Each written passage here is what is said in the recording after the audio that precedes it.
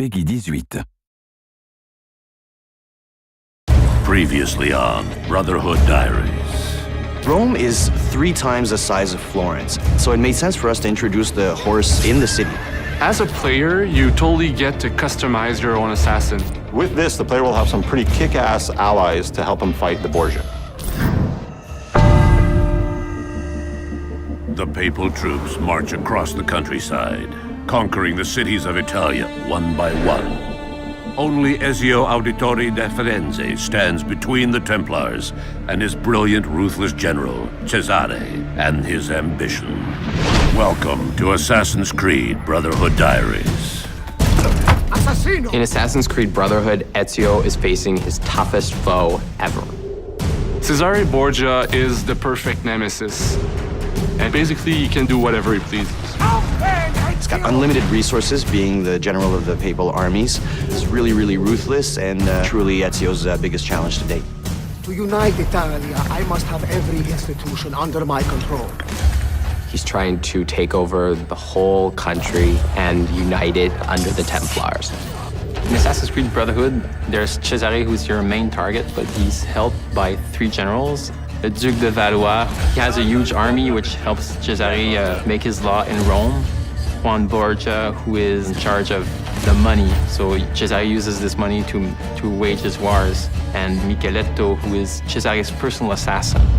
So we dedicated 1 full sequence of gameplay to learn a little bit about their backstory, how their influence is corrupting Rome and everything. So you'll get to experience the constant build-up where in the final showdown, you get to track down your final prey and kill him. Well, it's a well-known fact that Leonardo da Vinci ends up working for Rodrigo Borgia. And one of the things that Rodrigo wants to do by taking over the world is build these fabulous war machines. And we created whole missions around them where you have to go find the plans, destroy them, get the machine. You actually get to use it and then destroy it so that the Borgias can't use these war machines in their fight. In AC2, we had what we call the secret locations. People really loved that, so we decided to bring them back in Assassin's Creed Brotherhood with a twist, of course. And once you find them, something interesting is going to happen.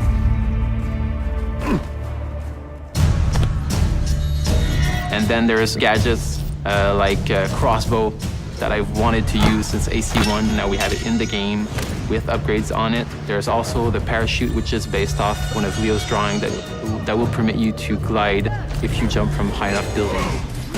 Our new strategy for combat in Assassin's Creed Brotherhood is to strike first and strike fast. We wanted to reward those that really had a more aggressive approach to it. We wanted the player to feel badass when he was performing these counter kills. So that became sort of the trademark of what the combat system is.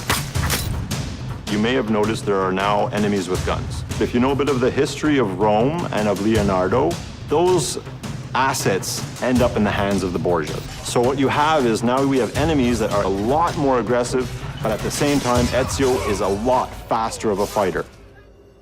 The Papal Guards are basically the ultimate elite guards that we're going to have in Assassin's Creed Brotherhood.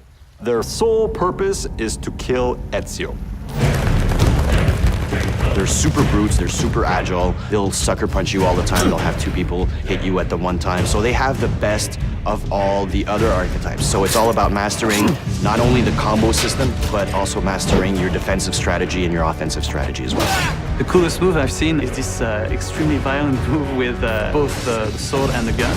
Once you have it in your hands, it's something unbelievable. It's really fast-paced, it's really visceral. Basically, you get to kill somebody with a sword, and then you get to shoot his head with a gun.